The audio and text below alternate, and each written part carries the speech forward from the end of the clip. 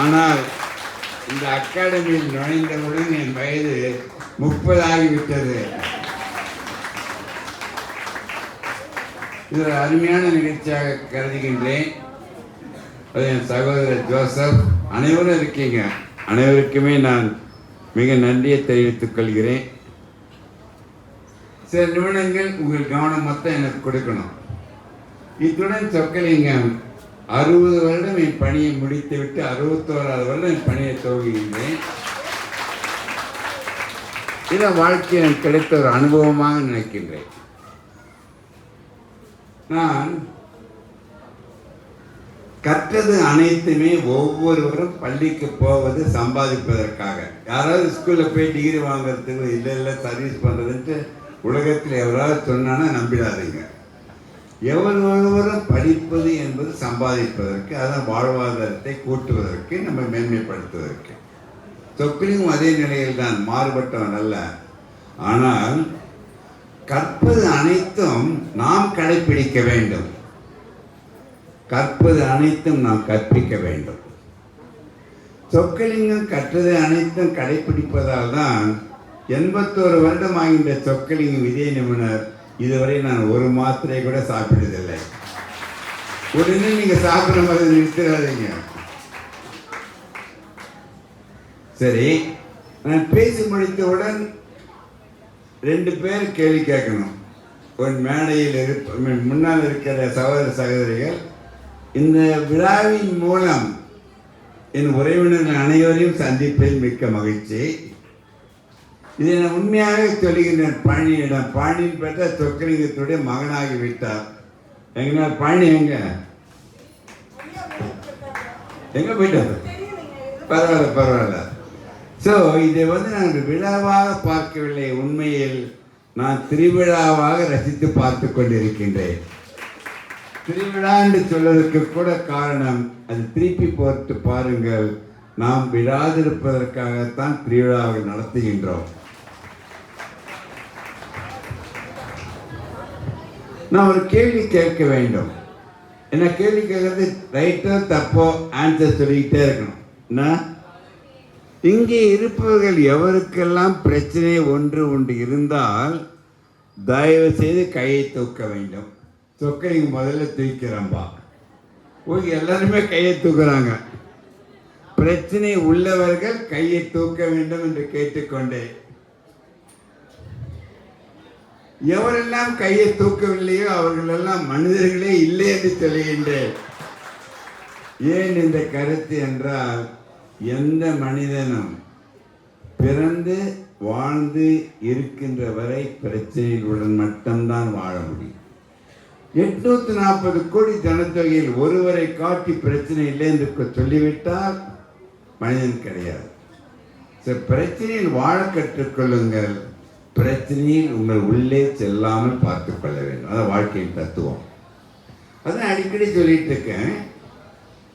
இந்த உயிரினம் தெய்வம் உடல் எனும் ஆலயத்தில் மட்டும்தான் இயங்க முடியும். அந்த ஆலயம் என்ற உடலை பார்த்து கொண்டால் உங்கள் உயிர் உங்களுடன் 100 வருடம் கட்டாயம் பிரிந்து போகாது. புரியுதுங்களா? அதற்காகத்தான் ஆலய வழிபாடே தோன்றியது. என்னை பொறுத்தவரை நீங்கள் இந்துவோ கிறிஸ்துவரோ முஸ்லீமோ எவராக இருக்கட்டும், நீங்கள் சார்ந்திருக்கின்ற மதத்தை, இறைவனை ஆழ்ந்து வழிபட வேண்டும். அதான் முக்கியமானது. அதற்காகத்தான் சொக்கலிங்கத்திற்கு எல்லா மதமும் பிடிக்கும். இன்று வரை ஒரு மதம் மட்டும் பிடிக்கவில்லை. எந்த மதம் தெரியுமா?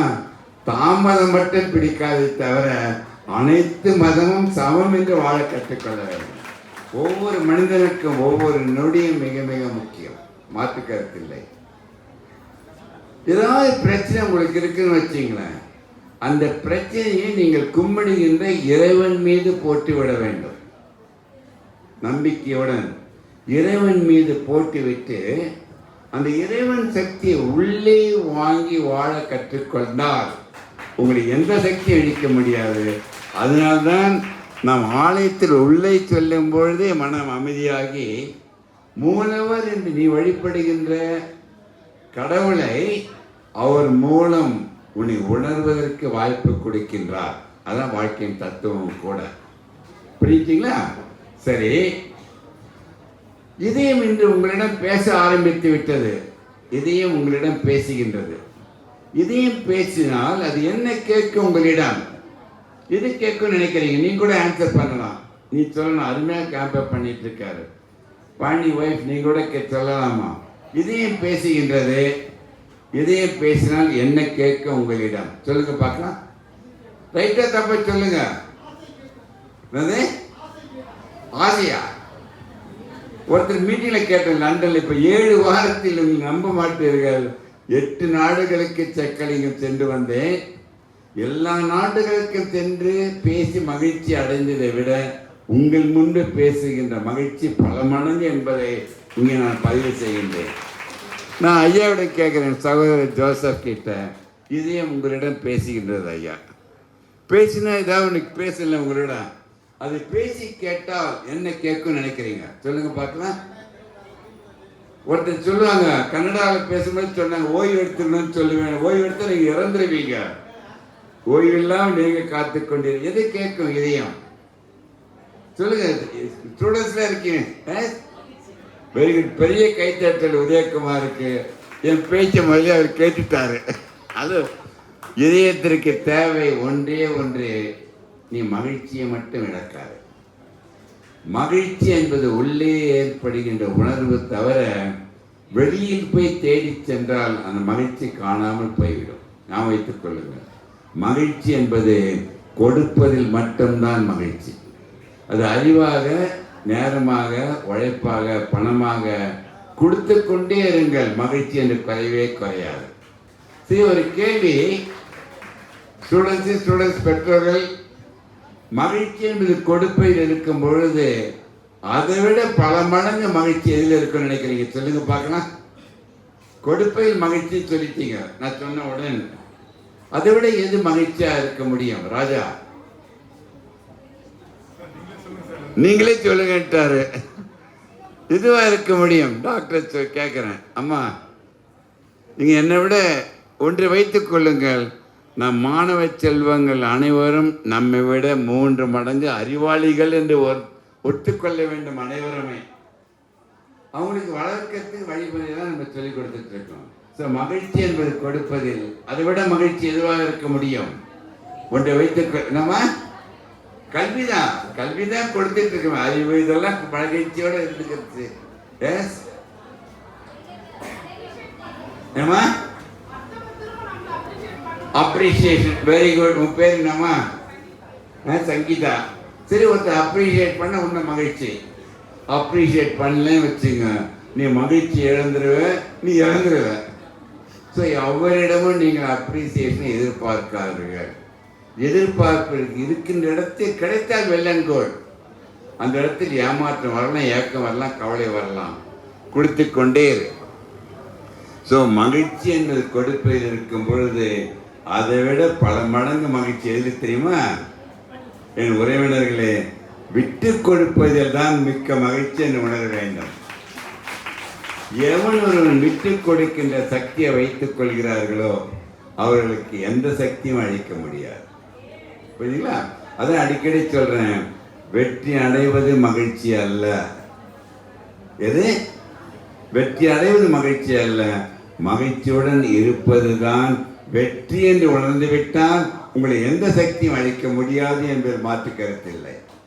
அதுக்குதான் சொல்றேன், உயிரினம் தெய்வம் உடலினம் ஆலயத்தில் எங்கன்னு சொன்னேன்ல, அந்த 3 ஊக்களை நான் பிரித்திருக்கின்றேன். நான் சொல்றேன், கூடவே சொல்றீங்களா? 3 ஊக்கள். ஏன் இதெல்லாம் சொல்ல தெரியுமா? ஐயா எம்எல்ஏ 3 சொல்லிட்டு வச்சுங்க, அவர் லட்சக்கணக்கான மக்களுக்கு இந்த கருத்தை போய் சொல்லிடுவாரு. நீங்களும் அனைவருக்கும் சொல்ல வேண்டும்.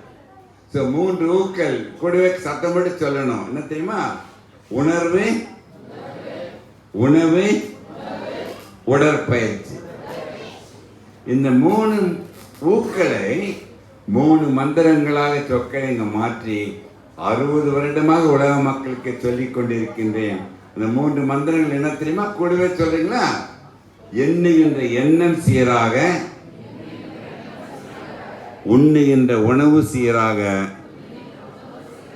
சீரான உடற்பயிற்சி. இந்த தாரக 3 மந்திரங்களை ஒவ்வொருவரும் கடைபிடிக்க ஆரம்பித்து விட்டார். சொக்கலிங்கத்திற்கு அல்ல, அனைத்து மருத்துவமனைகளும் நான் மூடிவிடலாம் என்பது மாற்று கருத்தில்லை. நீங்கள் அனைவரும் 3 மந்திரங்களை கட்டாயம் கடைபிடிக்க வேண்டும். உண்டேன் வைத்துக் கொள்ளுங்கள். என் உறவினர் அனைவருமே குறைந்தது 7 மணி நேரத்தில் 8 மணி நேரம் தூங்க வேண்டும். உறக்கத்தை இழந்தால் நீங்கள் உங்கள் உயிரியை இழப்பதற்கு கூட வாய்ப்பு வந்துவிடும் என்று பயமுறுத்தவில்லை. சொல்லுகின்ற கருத்து நீங்கள் கடைபிடிக்க வேண்டும். அதான் சொல்றேன். நான் ஒன்னு கேட்க நினைச்சேன். இங்க நான் பேசுறது உங்களுக்கு எல்லாம் பிடிக்குதா பிடிக்கலையா? முதல்ல அதை கேட்டுக்கிறேன். இந்த அம்மா கையை தட்டியும் கையை தூக்கி பிடிக்கலன்னு சொல்றாங்க நினைச்சுக்கிட்டேன் ஜோசப். சரி, இவ பிடிக்கலன்னு சொல்றேன்னு வச்சிங்க, சொல்ல மாட்டீங்க, வச்சிங்கன்னு சொல்றேன். உடனே பேச்ச நிறுத்தி நான் போயிட நினைக்கிறீங்களா? கட்டாயங்கிற பேச்சை முடிச்சுட்டு சாப்பிட்டு தான் போறதா இருக்கின்றேன். உங்கள் உணர்வுகளை தெரிந்து கொள்வதற்காக. உங்களை எப்ப ஒரு தடவை கை தட்டுன்னு சொன்னா நீங்க தானே தட்டுறீங்க.